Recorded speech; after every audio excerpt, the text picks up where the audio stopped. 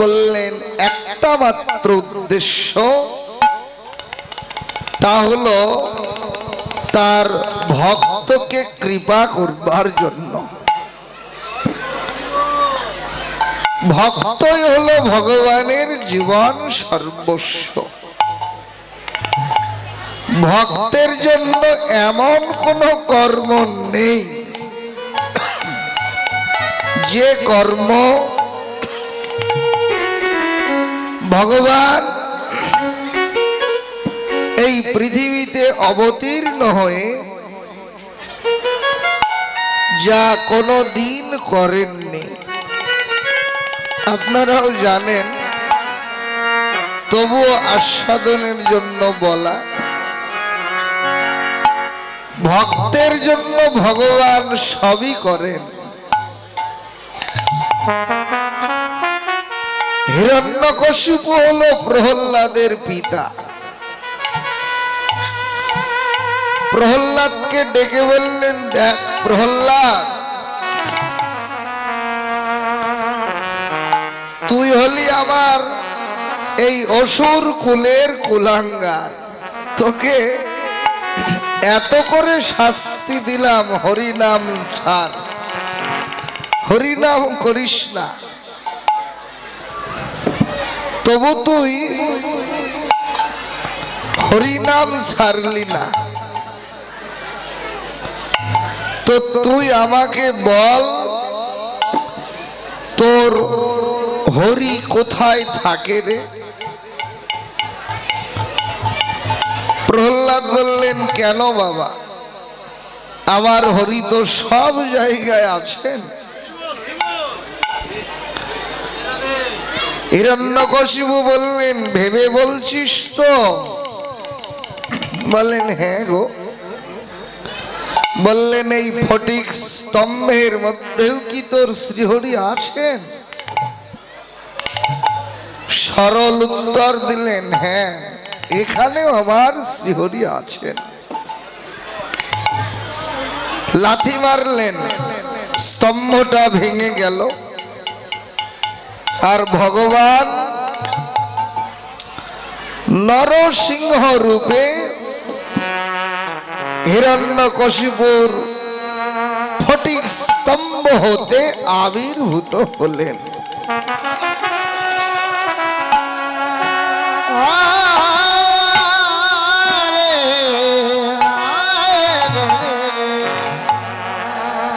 তো কি প্রয়োজন ছিল ভগবানের? তিনি তো ভগবান। ভগবান হয়ে তাকে কেন ফটিক স্তম্ভ হতে আবির্ভূত হতে হলো? প্রয়োজন অন্য কিছু না, প্রয়োজন ছিল তার ভক্তের মর্যাদাকে রক্ষা করা। ভক্ত বলেছেন আছেন, যদি আবির্ভূত না হতেন ভক্ত তো মিথ্যাবাদী হতো। তাই ভক্তের মর্যাদাকে চিরকাল প্রভু সবচেয়ে বেশি প্রাধান্য দিয়েছেন। সবই সইতে পারেন, কিন্তু ভক্তের অমর্যাদা, ভক্তের অবমাননা, ভক্তের বিদ্বেষ কিছুতেই প্রভু সইতে পারেন না। চরিতামৃতের কথা আপনারাও জানেন। বলি রাজাকে বললেন, দেখো বলি, যদি তুমি স্বর্গে রাজত্ব করো, তোমার সঙ্গী হবে 100 জন মূর্খ,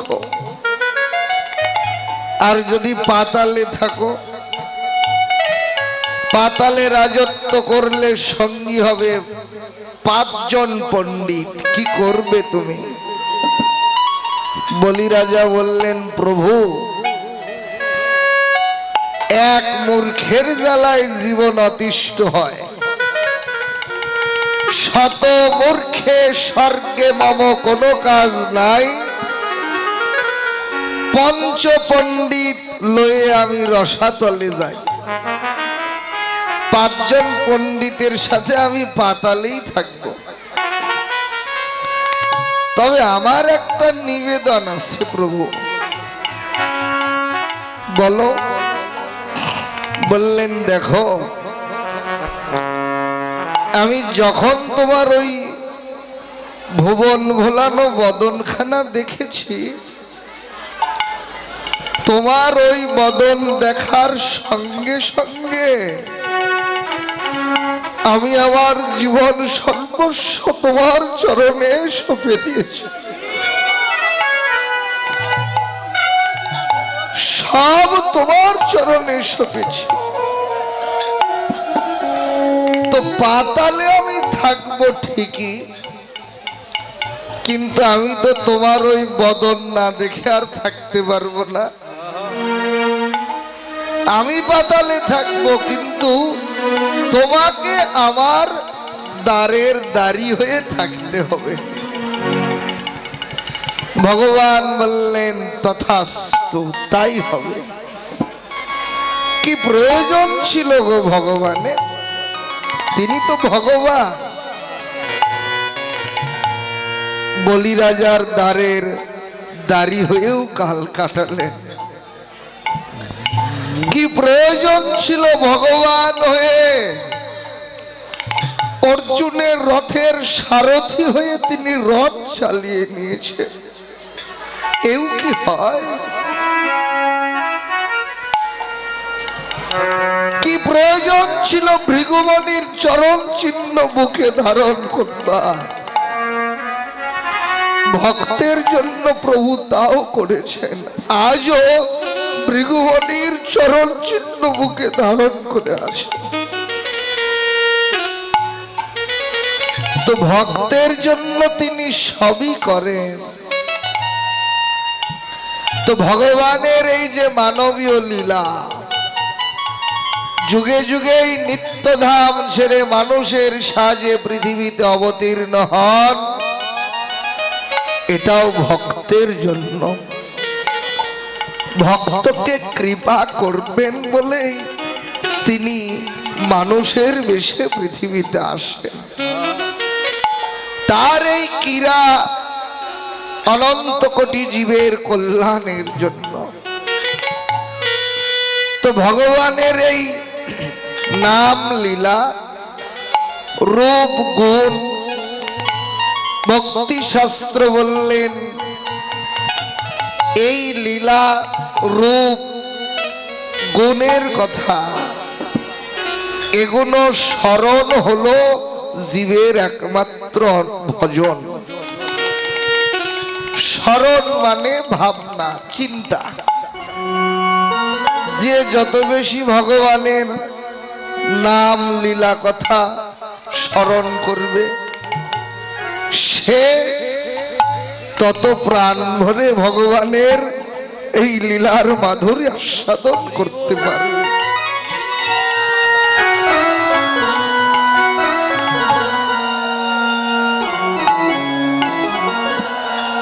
যার ভাবনা যত গভীরে পৌঁছায়, সে তত গভীর ভাবে তাকে আস্বাদন করে।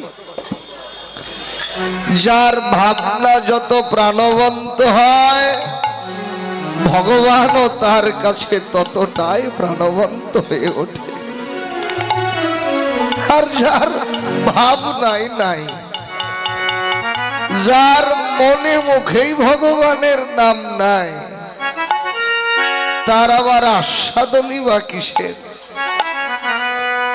তাই ভাবনা যে যত করে, তবে এই ভাবনা করতে গিয়েও সেখানে নিষ্ঠা সহকারে এই ভাবনা করতে হবে। ভাবনা যে করবে,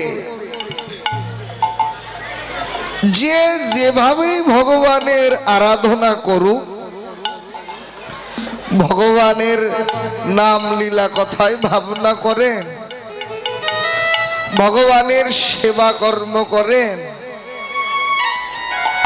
যা কিছু করেন না কেন, সেটাতে যদি নিষ্ঠা না থাকে, তাহলে আরাধ্যের কৃপা জীবনেও লাভ হবে না। ভজনে একেবারে নিষ্ঠা থাকতে হবে। নিষ্ঠাটা কেমন না, আজকে করলাম কাল করার সময় হলো না, কালকে আত্মীয়তা রক্ষা করতে গিয়ে ভগবানের সেবা কর্ম আর করা হলো না, পরের দিন আর একটা কাজে ব্যস্ত। এইরকম সেবা অর্চন বন্দন পূজন চিন্তন মনন কোনো কিছুতেই আরাধ্যের কৃপা হয় না, ইষ্ট কৃপা লাভ হয় না। নিষ্ঠা থাকতে হবে। প্রাণ গেলেও নিষ্ঠা থেকে এতটুকু নড়চড় হবে না। যদিও আপনারা জানেন শ্রীল নরোত্তম দাস ঠাকুর মহাশয় তার প্রেম ভক্তি চন্দ্রিকা নামক গ্রন্থে এই নৈষ্ঠিক ভজনের কথা বলতে গিয়ে তিনি বললেন, নৈষ্ঠিক ভজন ভাই তোমারে কহিনু এই হনুমান যাহাতে প্রমাণ।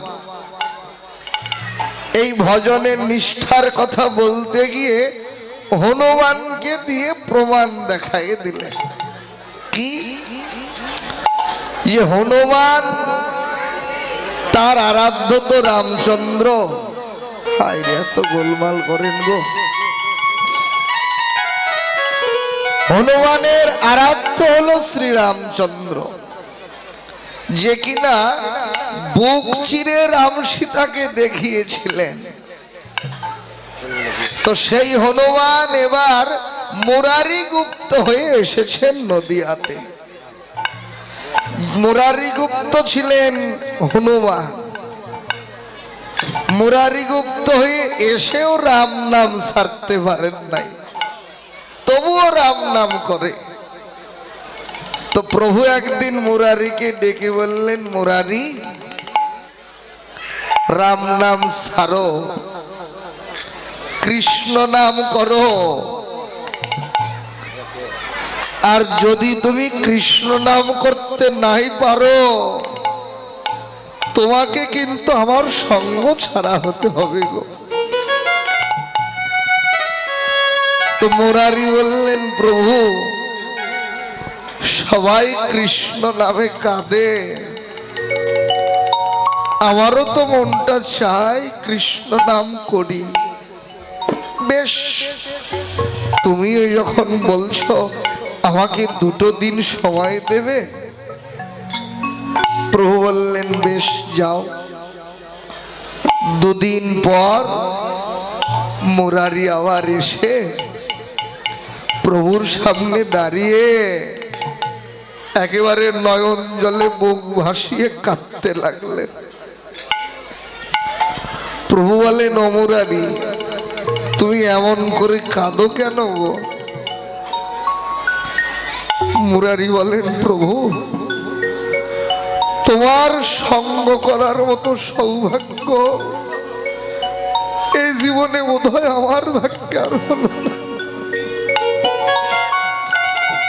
প্রভু বললেন, কেন? মুরারি বলেন, দেখো তুমি তো আমাকে কৃষ্ণ নাম করতে আদেশ দিলে, এই 2 দিন ধরে আমি অনেক চেষ্টা করলাম যে এই রাম নাম ছেড়ে একটু কৃষ্ণ নাম করার অভ্যাস করি, কিন্তু আমি রাম নাম ছাড়লে কি হবে গো? ওই রাম নাম আমাকে কিছুতেই ছাড়বে, কিছুতেই রাম নাম বলতে পারলাম না। প্রভু মুরারিকে বুকে জড়িয়ে ধরে বললেন, মুরারি তোমার ভজন নিষ্ঠাই সঠিক, ইষ্টের প্রতি এইরকম নিষ্ঠা যদি কারো না থাকে, তাহলে তো ইষ্ট কৃপা জীবনে লাভ হবে না। তাই এই লীলা স্মরণ যদি নিষ্ঠা সহকারে কেউ করেন, তবেই তার এই লীলা মাধুরী আস্বাদন হবে। তাই গৌরীয় বৈষ্ণব যারা, তারা ভগবানের এই লীলাগুলোকে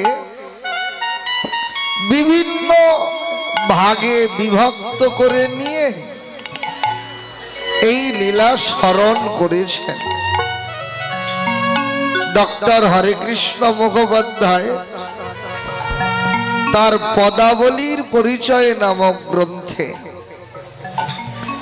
তিনি বললেন, ভগবানের এই লীলা একটা হলো নৈমিত্তিক লীলা, আর দুই হলো নিত্য লীলা। নৈমিত্তিক লীলা হলো যে লীলাগুলো একদিন সংঘটিত হয়েছে, দ্বিতীয় আর কোনোদিন হয় নাই, এগুলো হলো নৈমিত্তিক লীলা। যেমন ভাগবতের বর্ণনাতে তো আছেই, ভগবানের বাল্য লীলার মধ্যে সাত ধরা, মৃত্তিকা ভক্ষণ, শকট ভঞ্জন, ফল ক্রয়, ব্রহ্মমোহন, কালীয় দমন, দেব গোষ্ঠ, নৌকা বিহার, সুবল মিলন, রায় রাখাল, এইগুলো একদিন মাত্র হয়েছে, দ্বিতীয় আর হয় নাই।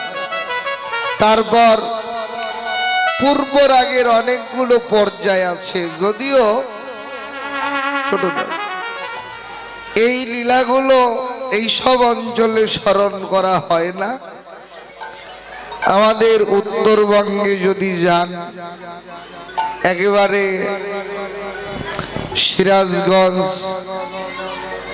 রাজশাহী, চাঁপাইনবাবগঞ্জ, বগুড়া, নাটোর, রংপুর, প্রায় এই সমস্ত এলাকাতে ভগবানের এই নৈমিত্তিক লীলা স্মরণ হয়।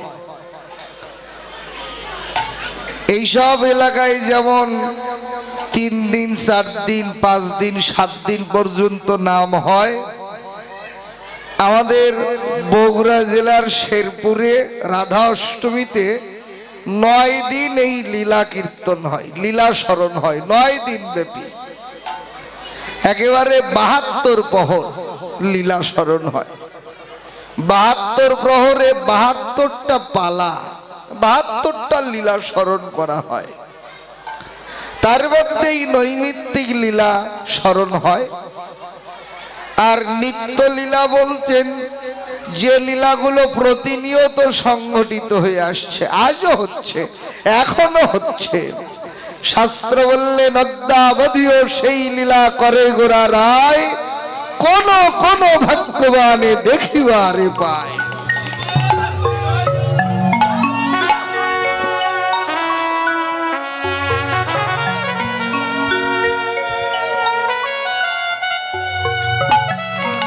তো সেই নিত্য লীলা, আরে মারে গীতা হাতে দিয়ে প্রণাম করতে হয় না, গৌরের কাছে প্রার্থনা করেন, গৌর হলো কৃপাময়। নিতাই গৌর হরি বল। এগুলো একটু সাধারণ জ্ঞান, সকলে যদিও বড় আমাদের এই হিন্দু বা সনাতন ধর্ম অবলম্বী যারা, বিশেষ করে আচরণের মধ্যেই এখনো বিশুদ্ধতা আসে নাই। আচরণ যে কিভাবে করতে হয় এগুলোই শিক্ষা হয় না। তাহলে একেবারে প্রাথমিক পর্যায়ে যেগুলো শিক্ষা করতে হবে সেগুলোই যদি আমরা না জানি, তাহলে এই যে এত বড় যজ্ঞ, এত ভাগবতীয় কথা, এত কৃষ্ণ কথা, এত হরি কথার আয়োজন করে এই আয়োজনের সার্থকতাটা কোথায়?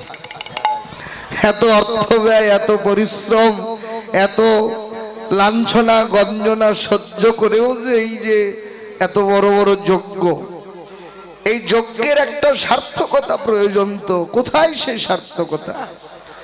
যে আজ পর্যন্ত যদি আমরা এখন প্রায় প্রত্যেক গ্রামে গ্রামে এই যজ্ঞ হয়, যেখানে 2 ঘর হিন্দু আছে সেখানেও হরিবাসর আছে। তাহলে এত যজ্ঞ হলো ঠিকই, কিন্তু আচরণ সঠিক হয় না। বড় দুঃখের বিষয় এগুলো। এগুলো তো যার যার শ্রী গুরুদেবের কাছ থেকে শিক্ষা করবার কথা। যার যার শ্রী গুরুদেব তাকে, তিনি তার কাছে শিক্ষা গ্রহণ করবেন। গুরুদেব ইচ্ছা করেই শিখাবেন না, অন্তরে লালসাটা থাকতে হবে শিক্ষার মতো। অর্জুন যদি গোবিন্দকে এত কোনো প্রশ্ন না করতেন, তাহলে কি এইরকম জিজ্ঞাসা যদি না হয়, অন্তরে যদি জানবার লালসা না থাকে, শিক্ষার লালসা না থাকে, তাহলে শিক্ষা জীবনে অর্জন হয় না। তো যাক, এগুলো আচরণ সবাই বিশুদ্ধ আচরণটা করতে পারলে তাহলে ভগবানের কৃপা হবে। এটা আমার বা কারো মুখের কথা না, ভগবান গীতাতে নিজে বলেছেন, হে অর্জুন, যে আমাকে বিধিপূর্বক অর্চন বন্দন করে আমি তাকে কৃপা করি। বিধিপূর্বক, যেখানে অবিধিপূর্বক হয় সেখানে ভগবানের কৃপা হয় না। তাহলে ভগবানের কৃপা পেতে গেলে বিধি সমস্ত বিশুদ্ধতা নিয়ে তবেই অর্চনা বন্দনাতে কৃপা। যাক, আমরা লীলা কথাই ফিরি।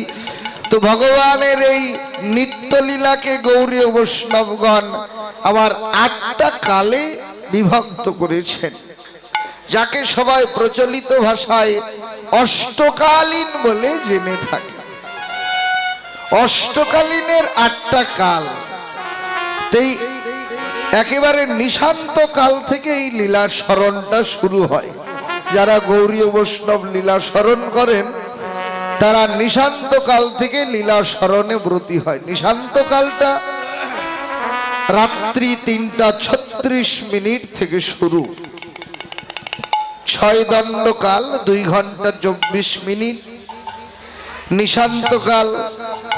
তারপরে আসে প্রাতকাল, তারপরে পূর্বাহ্নকাল, তারপরে মধ্যাহ্ন, তারপরে অপরাহ্ন, তারপর সায়ং, তারপর প্রদোষ, তারপর নিশা বা নক্তকাল। এই হলো 8টা কালের 8টা লীলা। তো যাক, সুধী ভক্তবৃন্দ, সংকীর্তনের পিতা শ্রী গৌর সুন্দরের ইচ্ছায় এই আঙিনায় একেবারে পূর্ণ অষ্টকাল লীলা স্মরণ চলছে।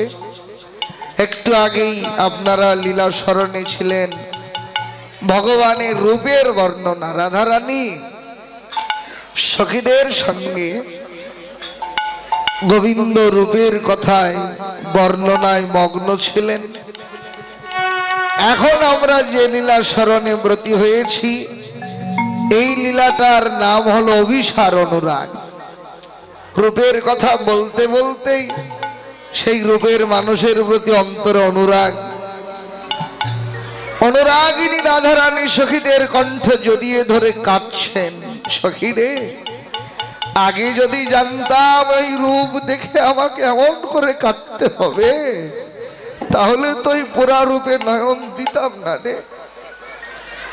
সখীরা বলেন, বিনোদিনী, ধীরে ধীরে রাত ঘোর হচ্ছে, আর কাঁদিস না, ধৈর্য ধর। কখন যে গোবিন্দের বাঁশি বাজবে, বাঁশি বাজলে আর সাজবার সময় পাবি না। গোবিন্দ দর্শনে যে যাবি, যাওয়ার আগে নিজেকে সাজিয়ে নে, প্রস্তুত করে নে। এই যে গোবিন্দ দর্শনে যাবার আগে নিজেকে কেমন করে প্রস্তুত করতে হয়, আজকের লীলার বা এখনকার লীলার বিষয়বস্তুটা হলো সেটা। তো এই যে ভগবানের বংশীর ধ্বনি একদিন না একদিন সবাইকে আকর্ষণ করবেই। একদিন না একদিন এই বংশীর ধ্বনি সর্বনাশাবাসী তো। ভাগবত বললেন বৃন্দাবনে ভগবানের বাঁশিতে তিন ধরনের কার্য সাধিত হয়। এক আনন্দিনী বংশী, দুই সম্মোহনী বাঁশি, আর তিন হলো আকর্ষণী বাঁশি। আনন্দিনী বংশীর ধ্বনিতে শিলা গলে তরল হয়ে যায়, শুষ্ক বৃক্ষে আবার নূতন পল্লবের সঞ্চার হয়।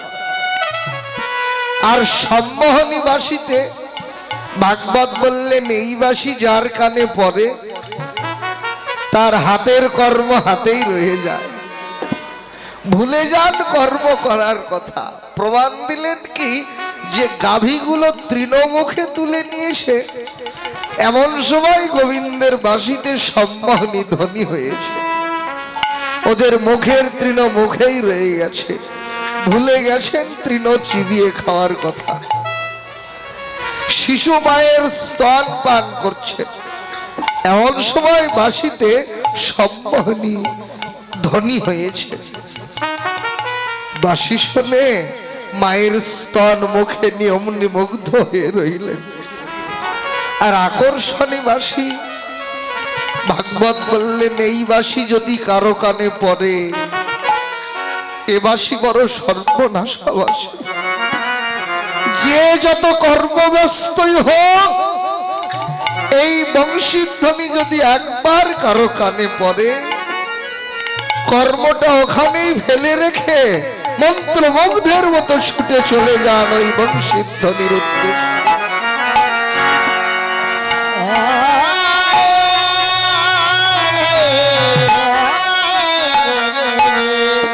তো গোবিন্দের এই বংশীর ধ্বনি কবে যে কাকে আকর্ষণ করবে কেউ তো বলতে পারি না। যেদিন কারো কানে এসে বংশীর ধ্বনি বাজবে তখনই তো তাকে যেতে হবে। তাই যাবার আগে নিজেকে প্রস্তুত করতে হবে। তো নিজেকে কেমন করে প্রস্তুত করতে পারলে, নিজেকে কেমন করে সাজালে কৃপাময়ের কৃপা থেকে আর বঞ্চিত হবে না। রাধারানীর মধ্যে দিয়ে আজকের লীলাতে সেই শিক্ষা অনন্ত কোটি জগৎ জীবকে দিচ্ছে। সেই লীলার গৌর চন্দ্রিকা স্মরণে ব্রজ অভিসারিণী ভাবে বিভাবিত। অভিসারিণী কে? বিনোদিনী শ্রীমতী রাধা রানী। সেই রাধা ভাবে বিভোর হলেন কে? নবদ্বীপ চাঁদ বিভোর। গৌর সুন্দরকে বললেন নদিয়ার চাঁদ। তত্ত্বজ্ঞ বললেন আমার গৌর চাঁদ আর এই গগনের চাঁদের সঙ্গে কোনো তুলনা হয় না গো। কেন? গগনের চাঁদ ও চাঁদ বাইরে নাশে রে, সে চাঁদ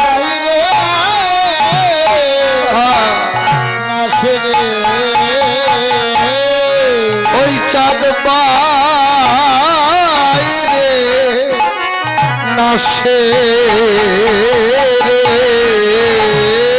বাইরে নাশে রে, ওরে ভিতরে নাশে রে।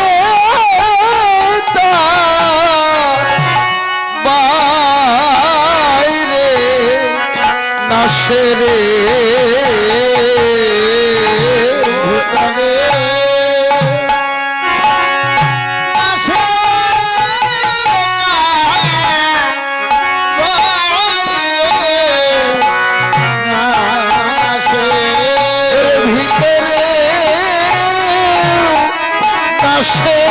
ওই গৌর চাঁদের উদয় হলে ভিতরে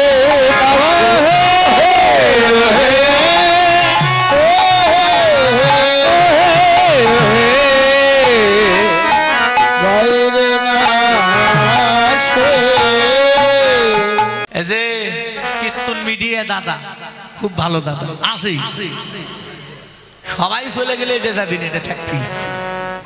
খুব ভালো, এনার চ্যানেলে ভালো ভালো কীর্তন আছে। কীর্তন মিডিয়া টিম লিখবেন, অনেক কীর্তন আসবে, আপনারা শুনবেন। আমাদের অনেক কীর্তন ছাড়া আছে। আমার ইউটিউবে চ্যানেল নাকি আমাদের এই যে দাদা ভাই সব জায়গায় কিন্তু বেশিরভাগই কীর্তন হলে পাগলের মতো ছুটে যায়। কেন বলুন তো? আমরা যেন ঘরে বসে কীর্তন শ্রবণ করতে পারি, এই জন্য তারা এত সুন্দর করে এই যে আমার দাদা ভাই এসেছে, যে চ্যানেলটা এসেছে, যে চ্যানেলটি পরিচালনা করছে সেটা হলো কীর্তন 10, কীর্তন মিডিয়া 10। এই যে কীর্তন মিডিয়া 10-এ যদি আপনারা সার্চ করেন বা দেখতে চান, অনেক ভালো ভালো কীর্তন এবং অনেক কিছু ভাগবত পাঠ বা যা ধর্মীয় কিছু পাওয়া যায় সবই পেয়ে যাবেন। সেখানে দেখবেন এবং লাইক করবেন, কমেন্ট করবেন। তাতে আমার দাদা ভাইয়ের কী হবে, একটু উপকার হবে। আর দাদা ভাইয়ের উপকারের জন্য আমরা কিন্তু বড়ই মূল্যবান জিনিস পাচ্ছি, কেননা এই কৃষ্ণ নাম ঘরে বসে শ্রবণ করতে পারি, তাই না? তাই ওই মিডিয়ার জন্য আশীর্বাদ করবেন এবং আপনারা দর্শন করবেন এবং সার্চ করবেন, আবার লাইক করবেন, ঠিক আছে? সবাই মিলে একটা ধ্বনি দেবেন, তাই গুরু হরি।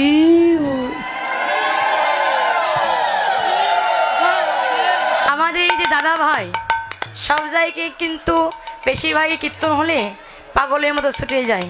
কেন বলুন তো? আমরা যেন ঘরে বসে কীর্তন শ্রবণ করতে পারি, এই জন্য তারা এত সুন্দর করে এই যে আমার দাদা ভাই এসেছে, যে চ্যানেলটা এসেছে, যে চ্যানেলটি পরিচালনা করছে সেটা হলো কীর্তন 10, কীর্তন মিডিয়া 10। এই যে কীর্তন মিডিয়া 10-এ যদি আপনারা সার্চ করেন বা দেখতে চান, অনেক ভালো ভালো কীর্তন এবং অনেক কিছু ভাগবত পাঠ বা যা ধর্মীয় কিছু পাওয়া যায় সবই পেয়ে যাবেন। সেখানে দেখবেন এবং লাইক করবেন, কমেন্ট করবেন। তাতে আমার দাদা ভাইয়ের কী হবে, একটু উপকার হবে। আর দাদা ভাইয়ের উপকারের জন্য আমরা কিন্তু বড়ই মূল্যবান জিনিস পাচ্ছি, কেননা এই কৃষ্ণ নাম ঘরে বসে শ্রবণ করতে পারি, তাই না?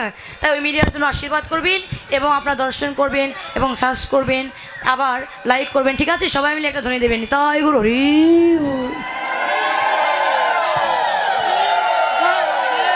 আমার এই দাদা আমার অনেক কীর্তন সেরেছে বাবা। আমার এই কীর্তন মিডিয়া 10 লিখলে বহু কীর্তন, আমার কীর্তন, অন্যান্য কীর্তনে কীর্তন, বাউল গান, কবি গান, শব্দ গান, লীলা কীর্তন, নাম কীর্তন, অনেক কিছু পাবেন। আপনারা এই চ্যানেলটা সাবস্ক্রাইব করবেন, এটা আমার অনুরোধ। কীর্তন মিডিয়া 10 সকল সনাতন ধর্মে যত বড় বড় কীর্তনীয় আছে, হয়েছে নাম কীর্তন, লীলা কীর্তন, এই যে কীর্তন মিডিয়া এই চ্যানেলটি, সকল কীর্তনীয়দের কীর্তন এই ইউটিউব চ্যানেলে পাবেন আপনারা। সনাতন ধর্মীয় অনুষ্ঠান ইউটিউব চ্যানেল কীর্তন মিডিয়া, আপনারা সাবস্ক্রাইব, নতুন নতুন কীর্তন আপনারা সাবস্ক্রাইব করবেন এবং অষ্টকালীন নীলা কীর্তন, গীতা পাঠ, মহানাম যজ্ঞ অনুষ্ঠান, এক নাম নীলা কীর্তন আপনারা সকলেই ওই চ্যানেলে সাবস্ক্রাইব করবেন। গীতা পাঠ, ভাগবত পাঠ সকল কিছু এই চ্যানেলে দেখতে পাবেন এবং সকলেই দেখবেন এবং বেশি বেশি করে শেয়ার করবেন, যেন সকলের মাঝে দাদা আরো ভালো ভালো কীর্তন আপনাদেরকে উপহার দিতে পারে। কীর্তন মিডিয়া সকল ভক্তগণই এই চ্যানেলটি দেখবেন। হ্যাঁ, তো হরিবল হরিবল হরিবল কীর্তন মিডিয়া 10 এখানে সাবস্ক্রাইব করলেই সকল কীর্তন পাবেন আপনারা। কীর্তন মিডিয়া 10। জয় রাধে, হরে কৃষ্ণ, হরি বল।